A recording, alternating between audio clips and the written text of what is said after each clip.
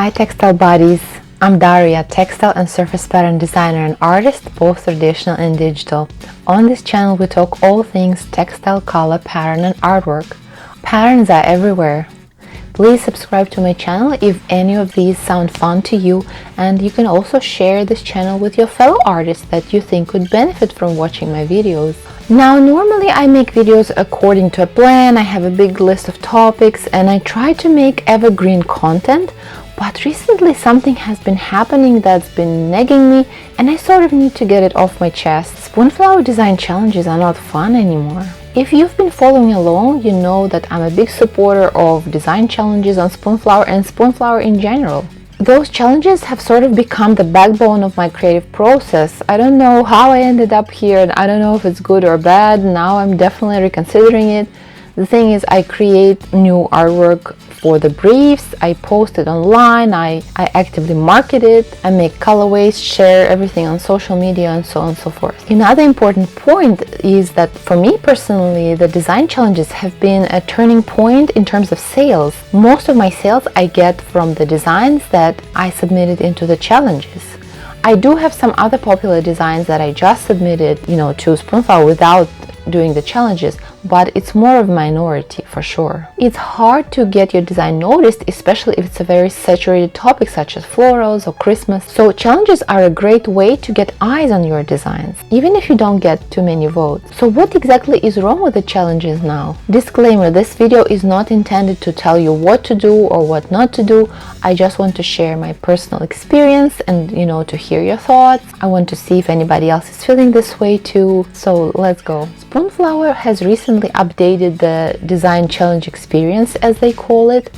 Now it is a dedicated page where you can see all your entries, where you can see all the rankings, how you ranked in this or that challenge.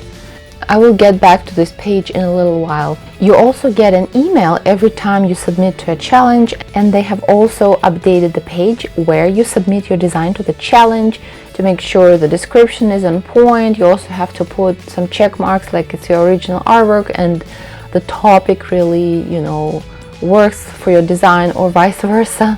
And maybe in some instances it is a beneficial new experience, but because of this new experience, you no longer get a little heart notification when you get a vote like it used to be. And also, the number of votes for some reason has considerably dropped down. Many artists have been talking about it, on Instagram and in Facebook groups. And actually, it's very disheartening because it almost feels desolate and empty, like nothing is going on. Crickets, right? Previously, you would get all those like a flood of little likes and it kind of cheered you up, but now it's like nothing is happening. You could also previously see who liked your design or who favorited, who voted for your design. I actually still get them confused, like the likes and the votes. I think they are different, but I honestly don't know how different they are. So getting back to that statistics page, honestly, for me, it's kind of humiliating to see, for example, this design called Tree Blossoms is, it was for a very big challenge. There were a lot of votes. I think it actually broke the record of how many entries were submitted. And this is intricate hand-painted artwork, and I think it's some of my strongest pieces, but it got this terrible low number of votes, 1,000 something place, and it makes me think, like, what am I doing wrong and should I still keep doing it? Like I said, some designers think it's very convenient to see all your statistics in one place, and of course challenges should not be about the placement. I read a phrase recently, like it's just bruised ego if you place low, but in fact it doesn't matter. It's all about the exposure and people seeing your design. But it's hard to ignore sometimes, and also, like I mentioned, for me the challenges have been a groundbreaking point for sales. Now we're getting to the biggest elephant in the room. There have been AI, artificial intelligence entries in the design challenges, which, according to Spoonflower official rules, are not allowed in the challenges. They are allowed for sale. People can upload artificial intelligence designs for sale if they order a swatch. All the general rules apply, but in the design challenges particularly, they are not allowed. First of all, a couple words on what AI is, right? It's those websites where you can generate patterns or different kinds of artwork with prompts, with text prompts, and the website will give you copyright-free designs in seconds. Luckily, it's still not perfect, some designs are really wonky and crazy, but the AI is learning and learning fast, you guys, and it's still very mind-blowing what it can do. Now people who have no art and design background whatsoever can also create artwork. So AI entries are not permitted in design challenges because think of the name, it's a design challenge. It's a competition of who designs best. It's not a prompt writing competition. It's a competition in color, composition, repeat, layout, and all those beautiful design things. It kind of reminds me how I previously saw someone submitting blank white fabric to a design challenge, where it's like, seriously, who are you trying to outsmart? Oh, those tricksters. I really hate it when people think they are smarter than everybody else, and that they are allowed to do what others are not. So the next point is that many designers, being frustrated with this whole situation, stopped voting. It kind of reminds a witch hunt now. There's a lot of suspicion going on. You have to investigate, like you're voting and the design looks cute, but is it real? Or was it created by a real artist, or is it AI? Because sometimes at first glance they look great, but then if you start noticing little things, something's off there. People are frustrated, angry, suspicious. Some people just don't bother voting, it's just easier. As a result, even fewer votes and likes. There is a fairly new Instagram account called Failed Designs with AI in the middle. I'm going to share it somewhere here. They trace entries which are, suspected AI in design challenges on Spoonflower. On the one hand, I appreciate this account a lot because it helps you train your eye, to see the AI, because sometimes it's not so easy to spot. But on the other hand, every time I see their post, I get sad again. It's like a stab in my heart because it reminds me, of how everything is going down gradually but surely. Some designers are also trying to sign a petition for Spoonflower to enforce stricter rules in design challenges. I'm going to share a link for this petition if you feel like signing it. Another thing to mention is that some actual human artists, that's a new term now, human artists, some human artists have been getting violation strikes. They are told that their entries are AI, but they are actually not. So they had to provide proof that they had actually created the design. And of course, it's very upsetting. It creates disappointment and distrust with the platform. I saw a post by a designer in one of the Facebook groups, and she said, she submitted early, but after everything was, closed, the submitting period was closed, she received a violation notice from Spoonflower asking to provide proof that she had created the design, and she did send it, but it was too late. So she was late, for the voting process. She lost a day or two of voting, and it's extremely frustrating. I've been seeing a lot of posts where artists started posting the process, the Procreate video, time lapses, and videos of painting.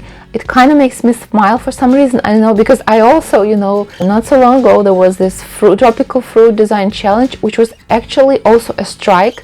Some designers put in wording on their designs like no AI here, screw AI on, and all that stuff. They wanted to draw the attention of Spoonflower executives that, we don't like what is going on. So I drew the motifs for the fruit 2 years ago, and I dug up all my archives and I found a video where I was, drawing a pineapple with markers, and I posted this is proof, this is the proof that it's a real design. And I see many artists doing that. I'm smiling not because it's funny, but it's a bitter smile because now we're scared, we're terrified, we have to prove ourselves, And of course all this tension builds up and leads us to the next point where we start thinking, is it even worth staying at this platform? Because Spoonflower always made it their selling point that they support independent designers, they support artists.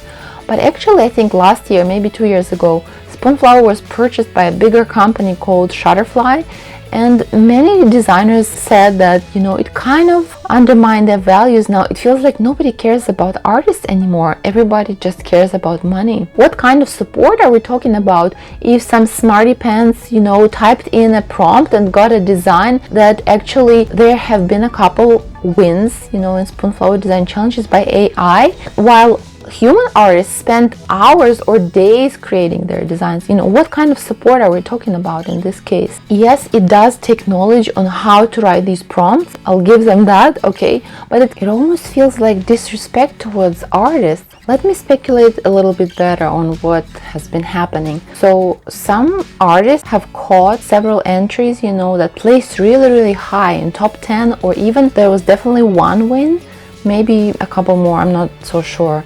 So, and they reached out to Spoonflower and told them, what, they've provided proof, and said, because it's hard sometimes, you're like pointing fingers, but you have to have proof. So they pulled, proof from Midjourney, some screenshots and some images. And yes, Spoonflower reacted and did take those patterns out of the challenge, and the winner was changed, it was a different winner, but the designs are still for sale on Spoonflower. So what artists are demanding now is those stricter rules for design challenges, because if you have this rule in place, but nobody is following it, so, it's frustrating to enter the challenges. But there is a lot of debate happening right now, and of course, sometimes it's technically difficult to spot the AI entries, and Spoonflower is trying to weed them out, but apparently they are not doing the best job. Also, AI designs are lowering overall quality on the platform. Some of them are not even in repeat. And also because they are generated with people with, no work ethic and design background, and they are also copyright free, there is always a chance that designs will repeat. If it's pulled from Midjourney and it's using the same prompt, there can be repetitions. There are a lot of other points to be discussed about AI, and the next video I am making is about this topic. Stay tuned. So I am trying not to panic, but I'm definitely contemplating on what to do, or whether it's still the right platform for me. I don't want to make any hasty decisions and emotional decisions. I have put a lot of work in Spoonflower already. Also, design challenges are not mandatory. You can still just upload designs for sale. I think you just have to be more serious about researching topics and hashtags and what exactly people are looking for, so kind of do your own trend research. But like I mentioned a couple times already, for me design challenges have been meaningful in terms of sales. So what am I supposed to do now? So what do you think? Have you noticed any of these changes? Have you been affected with AI? How do you feel about AI? Please share your thoughts in the comments. Like this video if it was helpful. Thank you so much and have a lovely day.